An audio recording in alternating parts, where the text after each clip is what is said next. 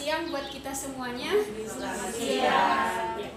Terima kasih buat Ibu Kepala Sekolah dan terima kasih buat Bapak Ibu Guru yang bersedia untuk mendengarkan saya mensosialisasikan penerapan budaya positif pada sekolah kita ini. Oke, sebelum penerapan budaya positif, kemarin kita sudah membahas tentang profil pelajar Pancasila. Masih ingat tidak teman-teman semuanya apa saja profil pelajar Pancasila itu? Ini profil pelajar Pancasila yang pertama yaitu beriman, bertakwa kepada Tuhan Yang Maha Esa. Yang kedua, kreatif, gotong royong, berkebinekaan global, bernalar kritis, dan mandiri. Ya, ini harus kita tanamkan ke diri siswa kita nantinya. Oke, berikutnya ya. Sekarang kita akan bahas tentang perubahan paradigma. Mungkin kita sudah sering mendengarkan tentang paradigma, yaitu cara pandang kita terhadap sesuatu. Untuk membangun budaya yang positif, sekolah perlu menyediakan lingkungan yang positif, aman dan nyaman, agar murid mampu berpikir, bertindak, dan mencipta dengan merdeka, mandiri dan bertanggung jawab. Salah satu strategi yang perlu ditinjau yaitu ini merupakan teori kontrol menurut Dr. William Glasser. Teori kontrol kita terhadap murid kita nanti. Yang pertama, ilusi guru mengontrol murid. Yang kedua, ilusi bahwa semua penguatan positif, efektif, dan bermanfaat. Yang ketiga, ilusi bahwa kritik dan membuat orang merasa bersalah dapat membuatkan karakter. Yang keempat, ilusi bahwa orang dewasa memiliki hak untuk memaksa. Ya, ini adalah ilusi kontrol yang menurut William Glasser. Dan menurut kita juga ada pada diri kita terhadap siswa kita. Oke, berikutnya ini stimulus respon tentang dunia. Ini pemikiran kita selama ini tentang dunia, pemikiran kita ya, bukan siswa. Dan ini setelah mengetahui tentang teori kontrol yang tadi. Nah, yang pertama, realitas, kebutuhan kita sama. Menurut kita kebutuhan kita sama. Tapi setelah kita mengetahui teori kontrol tadi, ini ternyata kebutuhan kita berbeda. Ya. Yang berikutnya, semua orang melihat hal yang sama. Kita ini melihat hal yang sama. Tetapi kenyataannya, setiap orang memiliki gambaran yang sama. Kita melihat, misalnya kita melihat Pak Markus. Kita udah semua melihat Pak Markus. Tapi gambaran kita terhadap Pak Markus pasti berbeda-beda. Betul nggak, Bapak Ibu? Betul. Iya. Yang berikutnya, kita mencoba mengubah orang agar berpandangan sama dengan kita. Kita berusaha agar orang tersebut berpandangan sama atau berpendapat sama dengan kita. Tapi seharusnya yang harus kita lakukan ini, kita berusaha memahami pandangan orang lain tentang dunia. Kita harus memahami, bukan berusaha untuk sama persepsi kita seperti itu, tapi harus memahami. Dan yang berikutnya, pilihan ya Bu ya. Ini, saya bisa mengontrol orang lain. Saya pilih ini ya. Saya bisa mengontrol orang lain. Menurut kita bisa mengontrol orang lain. Tapi setelah kita mengetahui teori kontrol tadi, ilusi itu, ini hanya kita yang bisa mengontrol diri kita sendiri. Hanya kita. Kita nggak bisa mengontrol orang lain, tapi kita aja yang bisa. Ya. Yang terakhir, model berpikir menang kalah. Selama ini kita berpikir kalau nggak menang kalah, ya kan? Dan itu selalu ada di dalam hati kita. Kalau nggak menang pasti kalah. Tapi mulai sekarang kita harus mengubah paradigma tersebut menjadi menang dan menang. Jangan ada lagi kata kalah. Harus menang dan menang. Oke, berikutnya ini konsep disiplin positif dan motivasi. Konsep disiplin positif dan motivasi. Makna kata disiplin. Kebanyakan orang akan menghubungkan kata disiplin dengan tata tertib, teratur, dan kepatuhan pada peraturan. Kata disiplin juga sering dihubungkan dengan hukuman. Padahal itu sungguh berbeda, karena belajar tentang disiplin positif tidak harus dengan memberi hukuman. Justru itu adalah salah satu alternatif terakhir dan kalau perlu tidak digunakan. Ya, selama ini kita kalau nggak disiplin siswa kita pasti kita hukum. Benar kan Bapak Ibu? Iya, seperti. Ya ini. Mari kita tanyakan ke diri kita masing-masing. Bagaimana perilaku saya? Dalam hati kita masing-masing dijawab, bagaimana perilaku? Mengapa kita melakukan segala sesuatu? Kenapa kita harus datang ke sekolah? Kenapa kita harus mengajar siswa? Berikutnya berikutnya, apakah kita melakukan sesuatu karena adanya dorongan dari lingkungan atau dorongan yang lain? Apakah kita melakukan itu atas dorongan orang lain atau kita sendiri? Ya, ini. Terkadang kita melakukan sesuatu karena kita menghindari rasa sakit atau ketidaknyamanan. Terkadang kita juga melakukan sesuatu untuk mendapatkan apa yang kita mau. Ya kan, betul nggak? Kita melakukan itu supaya kita mendapatkan sesuatu atau mendapatkan hadiah atau penghargaan. Berikutnya ini, 3 motivasi perilaku manusia. Yang pertama, motivasi yang ada pada diri kita bahkan pada diri siswa. Yang pertama, untuk menghindari ketidaknyamanan atau hubungan. Yang kedua, untuk mendapatkan imbalan atau penghargaan dari orang lain. Yang ketiga, untuk menjadikan orang yang mereka inginkan dan menghargai diri sendiri dengan nilai-nilai yang mereka percaya. Dari yang ketiga ini, menurut Bapak Ibu, mana yang lebih positif? Yang lebih seharusnya itu kita terapkan sama siswa. Yang ketiga ini, menghindari ketidaknyamanan atau hubungan, mendapat imbalan atau penghargaan, menjadikan orang lain. Ya, mana? Yang iya, betul sekali. Yang nomor 3. Yang nomor 3, kita dituntut di sini untuk menjadikan siswa menjadi orang yang mereka inginkan dan menghargai diri sendiri dengan nilai-nilai yang mereka percaya. Oke, ini. Tujuan dari disiplin positif tadi sudah kita jawab bersama. Yang nomor 3 yang harus kita terapkan pada siswa. Untuk apa? Ketika murid kita memiliki motivasi tersebut, mereka telah memiliki motivasi intrinsik yang ada dalam diri sendiri, ya, dalam diri sendiri yang berdampak jangka panjang. Jangka panjang bukan karena motivasi yang tidak terpengaruh pada adanya hukuman atau hadiah. Ya, seperti ini. Oke, berikutnya keyakinan kelas. Mengapa keyakinan kelas? Mengapa tidak peraturan kelas? Sekolah kita mempunyai peraturan sekolah, kan? Di kelas ada nggak peraturan kelas kita? Ada, tapi sekarang kita ubah, bukan peraturan mengenai, tapi keyakinan kelas. Nah, pertanyaannya, mengapa kita memiliki peraturan tentang penggunaan helm pada saat mengendarai kendaraan roda 2? Mengapa kita harus menggunakan helm?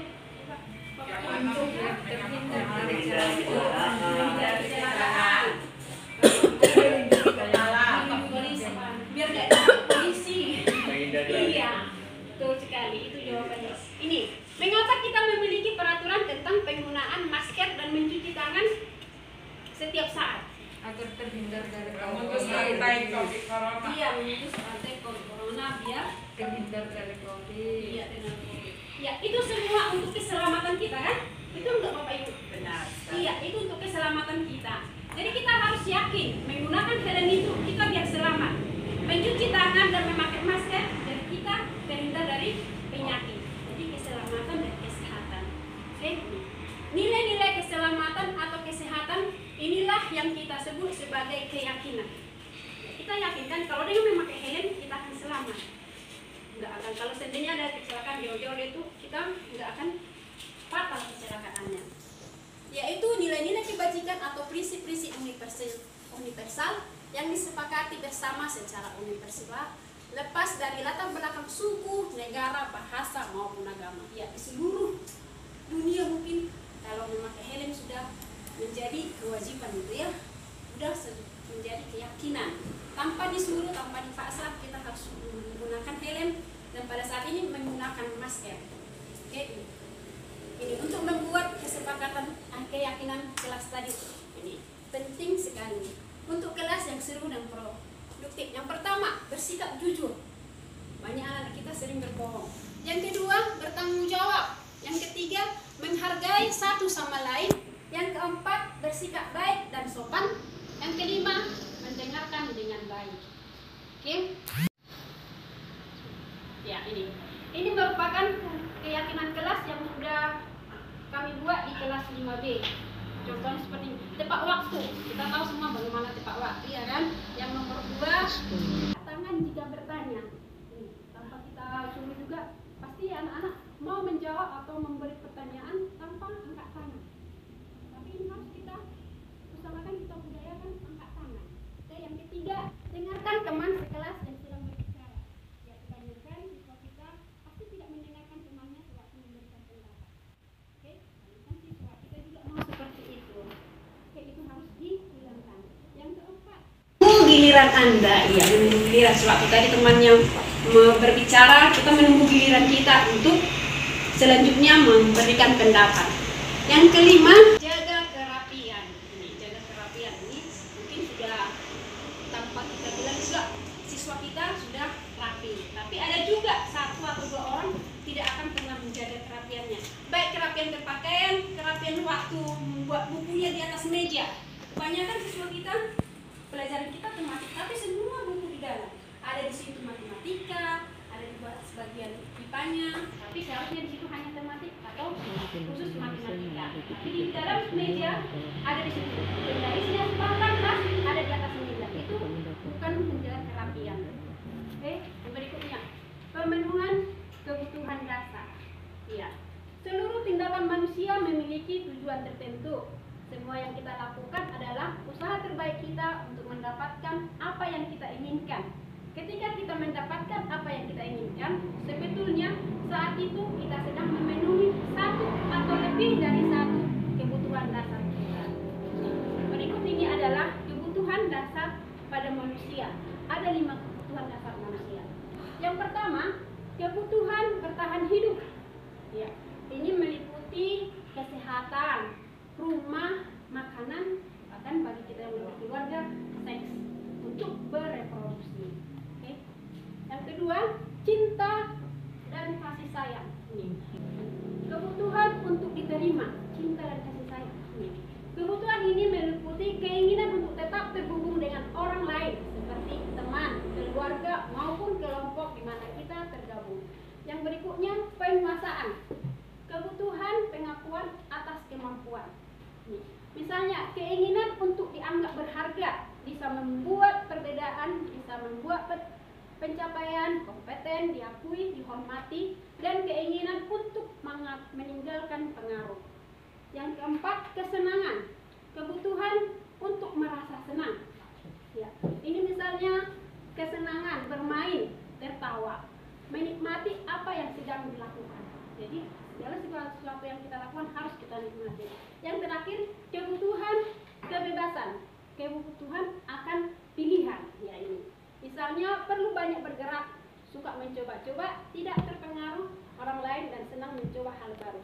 Ini semua bukan hanya kebutuhan kita, tapi kebutuhan siswa. Di dalam diri siswa terdapat yang 5 kebutuhan tadi. Yang pertama tadi, apa tadi yang pertama? Bertahan hidup. Yang kedua, apa yang kedua? Kesenangan. Ada juga kesenangan. Ya, ada yang 5 itu. Jadi bukan hanya kebutuhan kita, tapi kebutuhan siswa kita juga itu. Yang berikut ini 5 posisi kontrol menurut Dr. William Glasser. Ini ada 5 posisi kontrol kita sebagai guru terhadap siswa. Yang pertama, penghukum. Ya, kita kan sering menghukum. Ya, ini. Seorang penghukum bisa menggunakan hukuman fisik maupun verbal. Yang kedua, membuat orang merasa bersalah, membuat siswa merasa bersalah. Pada posisi ini biasanya guru akan bersuara lebih lembut dan menggunakan keheningan yang membuat orang lain merasa tidak nyaman, bersalah, atau rendah diri. Yang ketiga, posisi sebagai teman. Positifnya, hubungan baik yang terjadi antara guru dan siswa. Negatifnya, bila suatu saat guru tidak membantu, maka murid akan kecewa. Ya. Posisi yang keempat, monitor atau pemantau. Di sini menggunakan sanksi atau konsekuensi. Kita dapat memisahkan hubungan pribadi kita dengan siswa. Yang berikutnya, manajer. Guru berbuat sesuatu bersama murid. Jadi bukan hanya guru yang berbuat, tapi bersama-sama dengan murid. Mempersiapkan murid, mempertanggungjawabkan perilaku dan mendukung murid menemukan solusi. Dari yang kelima tadi, mana menurut kita posisi kita sekarang? Mana posisi kita sekarang? Iya, bisa mantap ya, udah manajer sekarang. Ya, seharusnya kita sudah di tahap manajer. Paling tidak kita dimonitor. Jangan penghukum, jangan membuat merasa bersalah, dan jangan juga sebagai teman. Karena sebagai teman tadi ada positif negatifnya. Oke, yang berikutnya, segitiga restitusi. Kebiasaan kita saat ini, bila ada orang yang berbuat salah pada kita adalah langsung memaafkan atau membuat mereka tidak nyaman. kita cenderung untuk berfokus pada kesalahan daripada mencari cara bagi mereka untuk memperbaiki diri. Restitusi adalah proses menciptakan kondisi bagi murid untuk memperbaiki kesalahan mereka sehingga mereka bisa kembali pada kelompok. Ini memperbaiki. Jadi kita disuruh untuk memperbaiki, tidak memaafkan atau membuat mereka tidak nyaman, tapi mencari solusi.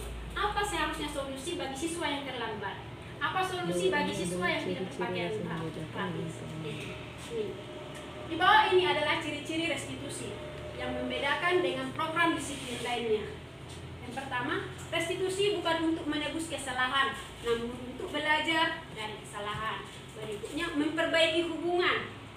Tawaran bukan paksaan. Menuntut untuk melihat ke dalam diri.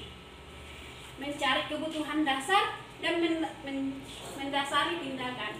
Berikutnya, cara yang paling baik. Restitusi fokus pada karakter bukan tindakan. Restitusi menguatkan dan fokus pada solusi. Dan yang terakhir, restitusi mengembalikan murid yang berbuat salah pada kelompoknya.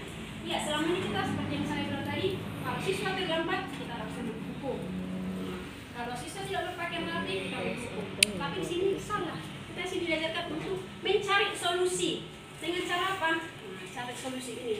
Ada di sini solusinya. Yang pertama, menstabilkan identitas. Ini yang disebut dengan segitiga restitusi tadi.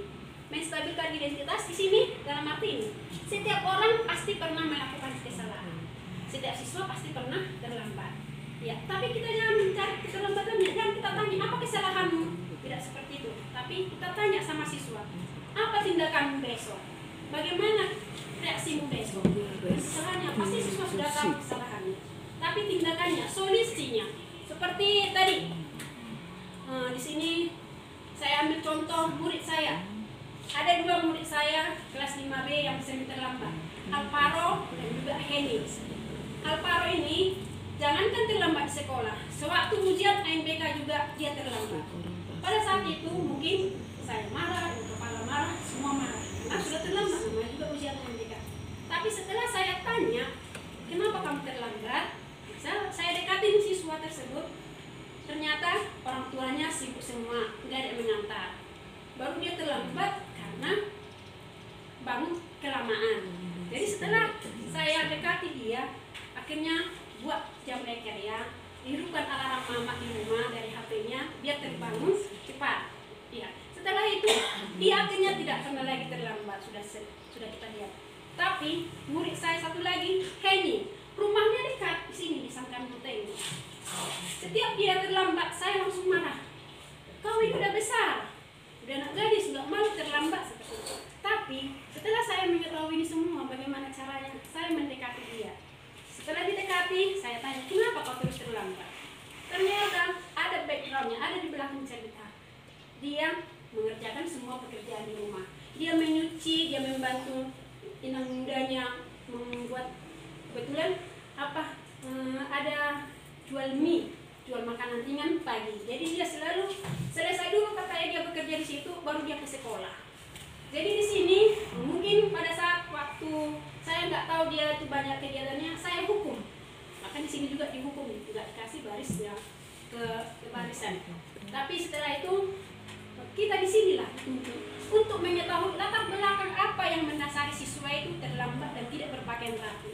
Seperti kasus tadi si Alvaro, dia nggak pernah lagi terlambat, tapi dia sering nggak pakai masker, lupa pakai masker dan juga tidak lengkap pakai dasi atau ikat pinggang. Kenapa? Setelah ditanya juga, rupanya di rumah ada lengkapnya, disediakan orang tuanya. Tapi itulah, karena dia sudah keburu-buru datang ke sekolah biar jangan terlambat, lupa dia memakai perlengkapan sekolahnya. Jadi disinilah kita dituntut untuk mencari solusi, bukan mencari membuat langsung kita judge dia, kau bersalah, kau harus dihukum. Misalnya lari ke lapangan, menghormat bendera, tidak seperti itu. Kita di sini dituntut untuk mencari solusinya. Oke, seperti keyakinan kelas tadi. Keyakinan kelas di kelas saya juga sudah dibuat. Di situ ada keyakinan kelas tadi, angkat tangan, baru tunggu giliran. Baru ada saya tambahin menunjukkan kemampuan masing-masing. Menunjukkan kemampuan siswa, apa yang dia bisa. Karena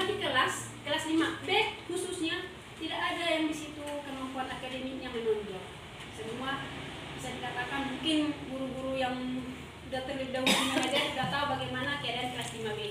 Tapi sewaktu belajar, terlebih si Mulia, kita semua kenal sama si Mulia. Kenal nggak kan Bapak Ibu? Iya, kenal si Mulia. Si Mulia ini sama sekali baca tidak bisa. Jangankan membaca atau mengerti matematika, membaca tidak tahu, menuliskan di papan tulis sampai besok mungkin nggak akan sia-sia. Jadi saya bingung, bagaimana ini, bagaimana cara solusinya? Saya ajarin di meja saya, dia merasa minder, malu sama teman-temannya. Akhirnya ya udah, apalah yang bisa kamu lihat, saya dekati dia. Jadi kita juga di sini jangan langsung biarkanlah seperti kelas 4 juga si Agus ya kan Bu, ya itu juga saja. Kita dekati dia, apa yang bisa. Kamu lihat ngapain misalnya? Nah, tiba-tiba ada si Mulia bertanya, Bu, aku bisa maktubkan, kata si Mulia. Oh iya, ya udah, nanti apa lagi bisa maktubkan? Diceritakan nanti Bu, aku di rumah maktubkan sama Bapak. Ya udah, nanti buktikan sama itu, videokan dulu apa yang kau lakukan maktubkan sama Bapak itu, baru kirim sama itu. Jadi seperti itu, jadi kita dekati. Baru ada lagi si Repan. Kenal kita sama si Repan, mungkin wali kelasnya yang udah terlebih dahulu kenal sama si Repan. Dia ini enggak selama daring sama sekali tidak pernah mengerjakan tugas, enggak ada nilai daringnya, tapi aktif online-nya, diriannya apa, tugasnya apa, tapi enggak pernah itu mengirimkan tugas. Sehingga waktu luring, waktu sekolah, saya lihat, kau Repan kenapa enggak apa? Dia diam sering bahasa, sama seperti si Devin. Tapi setelah didekati, sebenarnya kau suka bagaimana belajarnya? Bu, aku lebih suka nyanyi-nyanyi. Nyanyi, ya udahlah, artislah kau, ayo menyanyi lagi di depan. Yaudah saya suruh menyanyi, supaya dia sejak disuruh menyanyi, dia jadi mau bicara dari kursinya, jadi nggak pendiam lagi. Nanti aku disuruh menyanyi. Dengan menyuruh siswa ke depan, kita sudah membuat atau membuat siswa itu merasa percaya diri. Hanya dengan menghapus papan tulis, seperti si Devin, dia juga nggak pernah ngomong, dia nggak tahu apa-apa itu. Sebenarnya pintar, tahu dia, tapi nggak mau itu bicara. Dan paling ribut. Tapi kalau disuruh, ayo Devin kerjaan di depan, tidak akan mau. Tapi terakhir dia bilang, Bu, aku lah menghapus papan tulis. Sama seperti si Mulia tadi, dia lebih bertanggung jawab sama apa yang dia sukai. Tapi kalau dibilang mengerjakan tugas, sampai kapanpun mungkin nggak akan selesai tanpa bantuan kebangunan. Oke, jadi di sini intinya di sini kita sebagai guru kita harus mencari solusi terhadap anak kita. Jangan kita biarkan. Mungkin selama ini jangankan Bapak Ibu, saya sendiri juga mau membiarkan capek kali, stres saya mikirkan si Mulia ini kelas 5 udah. Tapi mulai sekarang kita hilangkan paradigma itu, kita hilangkanlah itu pemikiran kita itu, kita ubahlah menjadi hal yang positif. Itu saja yang bisa saya sampaikan. Semoga nanti apa yang saya paparkan bisa berkenan di hati Bapak Ibu. Terima kasih. Ada Bapak Ibu yang mau bertanya atau merasa kurang puas dengan penjelasan saya, bisa bertanya. Nanti jika saya tidak mengerti, tidak bisa menjawab, tidak bisa dibantu sama kepala sekolah. Silakan Bapak Ibu. Silakan Bu. Bisa ke kiri Bu.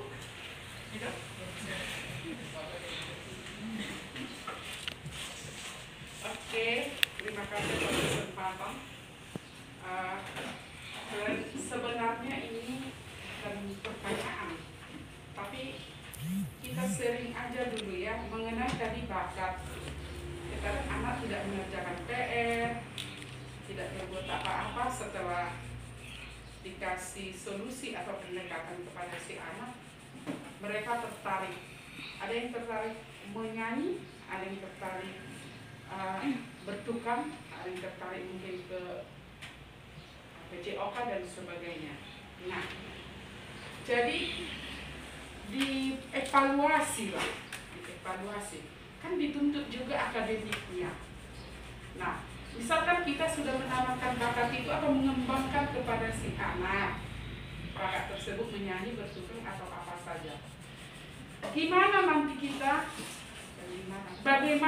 kita membuat nilai akademiknya? Karena dia nol dengan akademik, ya. Menulis pun malas, perkalian pun tak bisa. Di situ Bu, saya agak kurang mengerti. Bagaimana kita membuat solusi ke nilai akademik dievaluasi sampai ke rapot atau laporannya nanti. Itu saja Bu. Masih ada pertanyaan lain atau langsung saya jawab, Ibu? Ya, tidak. Oke, pertanyaan atau solusi dari yang Ibu sampaikan tadi, seperti tadi si Mulia sama si Revan. Dengan saya mendekati dia, dengan saya memuji dia waktu dia melakukan, waktu si Revan mau menyanyi, dia jadi semangat. Oh, tapi nanti aku disuruh guruku menyanyi. Tapi sewaktu dia saya suruh menyanyi, tapi setelah saya selesai menyanyi, ada nanti videonya saya kasih sama siswa lain bagaimana pendapat. Siswa berpendapat sama nyanyian dia. Baru saya bilang, kamu udah pintar menyanyi, tapi akan lebih bagus lagi kalau kau pintar menulis, membaca, dan berhitung. Jadi dia lebih semangat karena kita memuji dia dari nyanyian dia. Kan selama ini karena diam aja dia, kita nggak tahu dia itu kenapa. Tapi setelah didekati, oh menyanyi, nanti kau Repan, minggu depan kau akan menyanyi. Karena setiap 15 menit sebelum pulang 1 kali seminggu di kelas 5B saya buat mereka menunjukkan apa keahlian mereka. Jadi saya tunjuk, kau Repan minggu depan menyanyi ya, tapi ingat kerjakan dulu tugasnya. Benar salah itu belakang, yang penting dikerjakan. Seperti itu. Jadi dengan saya ajak dia menyanyi, karena dia bilang kesukaan dia menyanyi, udah menyanyi. Harus cek dulu. Seperti itu. Bukan hanya karena menyanyi dia udah menyanyi terus enggak, tapi saya dorong juga dia, untuk belajar lagi dengan memuji dia biar lebih pintar ya. Karena kau ini nadanya belum pas, harus pintar. Jadi harus tahu kau ini seperti itu. Jadi memang agak lambat, tapi Ya, dia akan bisa. tertinggal ya, Iya, dari tertinggal. teman-teman. Pasti tertinggal. Ya, Seperti itu. Terima kasih. Kasih juga. Ada yang lain lagi, Bapak Ibu? Ada Ibu, sedikit ya Ibu. Berdiri. Tadi sudah Ibu jelaskan itu tentang motivasi atau dorongan. Nah, sementara si anak ini banyak yang memiliki motivasi ekstrinsik, ya harus didukung dulu baru dikerjakan. Jarang siswa mempunyai motivasi intrinsik, yaitu dalam dirinya sendiri. Nah, sekarang bagaimana cara kita kepada siswa yang memiliki motivasi ekstrinsik itu, biar jangan terus dalam pikirannya tunggu dihukum dulu baru dikerjakan, biar jangan motivasi ekstrinsik yang di dalam pikirannya terus. Terima kasih. Oke Bu. Pertanyaan harus dihukum dulu dia. Iya. Harus kita kasih dulu sanksi. Iya, di sini lihat 5 kebutuhan dasar. Kenapa dia suka dihukum? Apakah dia kurang perhatian? Kita melihat di sini. Nah, di sini. Kenapa dia harus dihukum dulu biar mau mengerjakan tugasnya? Kenapa dulu? Kan siswa misalnya seperti kemarin itu ada kasus yang si Yogi sama si Mario yang suka mengambil makanan. Yang ada juga yang suka bermain di sana sampai menyakiti temannya. Seperti ini. Di sini kita lihat dulu. Kita akan melihat siswa itu bagaimana sebenarnya. Dia suka dihukum, mungkin dia suka diperhatikan. Apakah dia butuh kasih sayang atau cinta kasih dari gurunya? Kan banyak juga siswa, biar dilihat aku seperti pamer. Ada kan siswa kayak gitu? Ada pamer, ya caper, cari perhatian. Nah, sebenarnya dia bisanya dia seperti si kelas saya si Hiskia. Sebenarnya dia bisa, tapi kalau nggak buat keributan dia di kelas nggak akan tenang. Nah, berarti apa? Kita butuh kasih sayang, dia butuh kasih sayang, butuh diperhatikan. Sini Bu. Jadi kita harus tahu juga ini yang 5 kebutuhan dasar ini. Bukan cuma sama kita, sama siswa juga. Itu kejadiannya sama si Hiskia. Baru ada juga di situ si Suarez sama juga. Seperti Ibu bilang tadi, dia nggak mau mengerjakan PR. Seperti si Andreas, harus dihukum dulu di sana di kelas. Kebetulan hukumannya saya buat skop jam seperti ini. Kenapa? Setelah tanya kenapa, nggak ada abang yang bantu kamu mengerjakan tugas? Ada Bu, tapi dia mau main-main seperti itu. Berarti dia butuh dikasih sayangi, butuh diperhatikan. Berarti tugas kita sini memperhatikan dia. Kenapa dia harus dihukum dulu? Sebenarnya dia bisa, dan halnya dia nggak bisa sama sekali. Ya wajib kita hukum, tapi kita tanya dulu seperti kasus sama si Agus ya kan Bu, dia sama sekali nggak tahu apa-apa. Kita hukum juga udah ada gunanya. Pasti mungkin sama si Herman ya kan Bu, si Herman atau si Yogi itu kejadian dia harus dihukum dulu. Sebenarnya dia bisa mengerjakannya, tapi dia harus dihukum dulu. Kenapa? Itu minta perhatian, tapi dia butuh kasih sayang dari gurunya.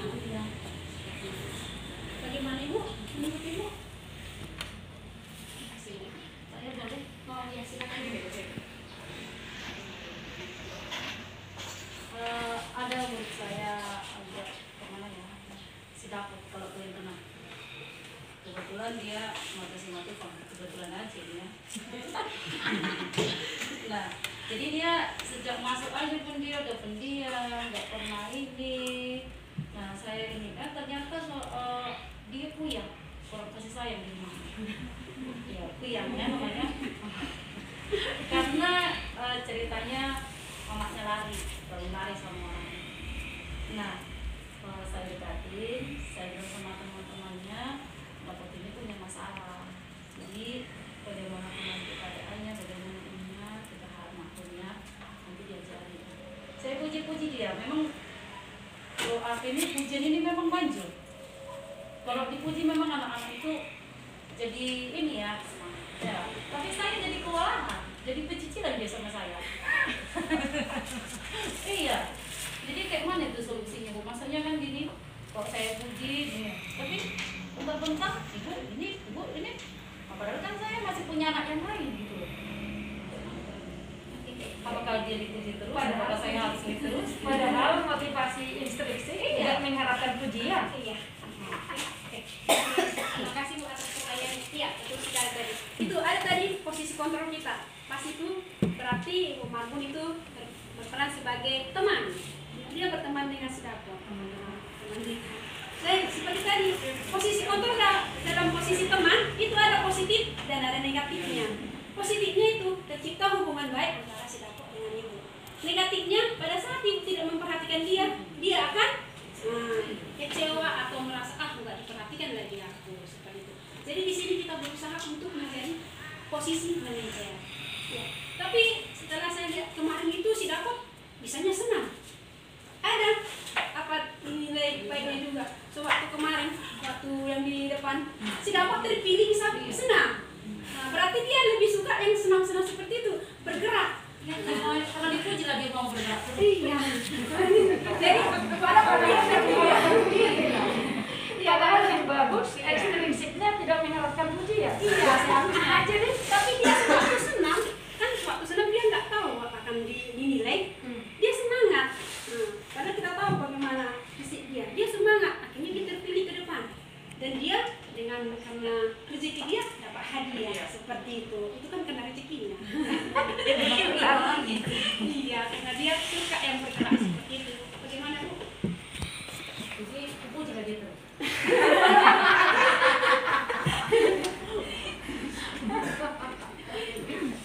Kasih dulu. Masih ada lagi. Masuklah semua kebutuhan dasar manusianya. Iya, udah dikasih sayang nih dia. Pendidikan ya. Waktu SPG inilah psikologi pendidikan ditimbulkan sekarang. Belajar lagi dari yang. Oke, masih ada Bapak Ibu? Oke, silakan. Anak nggak boleh dihukum di depannya. Saya mau bertanya, salah satu untuk kebutuhan dasarnya itu memberikan rasa nyaman, ya kan salah satunya. Nah, seperti murid saya yang tidak mengerjakan PR. Nah, kemudian saya melakukan hal seperti yang Bu berikan, misalnya saya dekati, setelah itu saya tanya alasannya. Nah, hari ini dia akan mengerjakan PR, besoknya tidak lagi, besoknya ngulang lagi gitu Bu. Barangnya selang-seling, dikerjakan hari ini, besoknya enggak, dikerjakan hari ini, besoknya enggak. Nah, sementara kita nggak bisa memberikan hukuman. Nah, kemudian saya memberikan komitmen di kelas saya. Nah, siapa yang tidak mengerjakan PR akan dapat akan seperti ini, atau tidak menyambung buku akan seperti ini. Nah, tetap juga si anak tidak melakukan hal demikian. Nah, sampai kapan? Sementara kan kita juga menemukan rasa kesadaran kepada siswa. Nah, sementara dia tetap juga melakukan hal demikian. Bagaimana solusinya untuk siswa tersebut? Itu aja yang saya. Terima kasih. Oke, seperti tadi kita sudah tahu dia kalau kita puji dia akan mengerjakan PR. Tapi ini kenapa berselang-seling? Di sini kita dituntut untuk kerjasama dengan orang tua siswa. Sebenarnya ini juga perlu disosialisasikan dengan orang tua siswa. Kenapa? Bisanya dia mengerjakan PR, tapi untuk besok nggak dikerjakan lagi. Mungkin ya di rumah tidak dikontrol. Kita hanya mengontrol di sekolah. Sewaktu di sekolah dia mengerjakan PR-nya. Tapi besok-besok dia nggak mengerjakan PR. Sewaktu kita puji dia mengerjakan PR. Berarti dia juga di sini kurang kasih sayang dari orang tuanya. Mungkin dia juga kepengen diperhatikan sama gurunya. Dia dekat-dekat terus sama Miss seperti itu. Jadi dia mungkin seperti dia kepengen berteman. Tapi itulah negatifnya yang berteman itu pada saat kan seperti yang Miss bilang tadi, nggak mungkin selamanya kita memperhatikan dia aja. Disinilah kita untuk menumbuhkan, itu untuk menumbuhkan kesadaran siswa. Kita buat kesadarannya, misalnya kelas 4, kau udah kelas 4, loh harus bisa bertandai kelas 6. Kita kasih masukan tentang bagaimana dia nanti ke jenjang berikutnya. Kalau seperti itu terus, kamu tidak akan bisa naik kelas. Itu aja. Kita sadarkan dia, jangan kita karena dipuji-puji terus harus mengerjakan PR. Tapi waktu tidak dipuji atau tidak diperhatikan, dia tidak mengerjakan PR. Seperti itu ya, Miss ya. Oke, saya rasa masih ada Bapak Ibu. Bagaimana kalau tidak tahu sama sekali guru dan disuruh aku bilang manis. Ada memang ada. Apalagi kelas rendah. Apalagi kelas rendah bilang. Masih tahu gilanya dulu. Si tahu gilanya manis. Ada nangis. Enak. Oke, untuk pertanyaan kemudian ya betul juga karena kelas rendah. Di sini kita dituntut bagaimana cara kita supaya anak itu tidak nangis. Berarti apa? Kita harus lebih dekat, kita rangkul dia. Karena anak kelas rendah, terlebih kelas 2, dia kan butuh, namanya juga dia udah terbiasa dan nyaman dengan orang tuanya. Tiba-tiba ke sekolah, jumpa sama gurunya, nanti guru marah. Buat pula suara kita ya kan? Kita aja kalau udah kuat suara teman sama kita masuk kayak gini. Apalagi siswa, anak kecil. Jadi kita harus merangkulnya. Pelan-pelan kita tanya, ayo belajar ya nak. Seperti itu. Perlu juga kata-kata seperti ya sayang, ya tondi-tondiku, seperti itu. Gitu Ibu. Jadi halus kita mengajarinya. Pembentukan Iya, jadi itu. Si Mega, Jorhat gimana bau deke? itu seperti itu kan bau. Ayo kamu panggilan-panggilan. Si Mega Jorhat bau deke. Iya pasti Bu, seperti yang kita tahu. Karena mandi juga jarang, pasti bau. Ya udah, biar kita bilang gitu sama siswa, biar nanti mau ajarin kamu besok mandi ya nak, besok mandi ya sayang, biar ibu ajarin kau di sini. Seperti itu Bu. Jadi kita juga bukan cuman pengetahuan. Jadi dengan kita bilang si siswa untuk mandi, berarti dia nanti suruh guru aku, biar membaca aku sama guru, mandilah aku. Gitu. Mandi dia pasti mandi. Dengan mandi kita kan udah wangi dia, kita mau mengajari dengan intonasi yang lebih lembut lagi. Seperti itu ya. Oke, masih ada yang lain? Saya rasa Pak Asra Udah mati kan?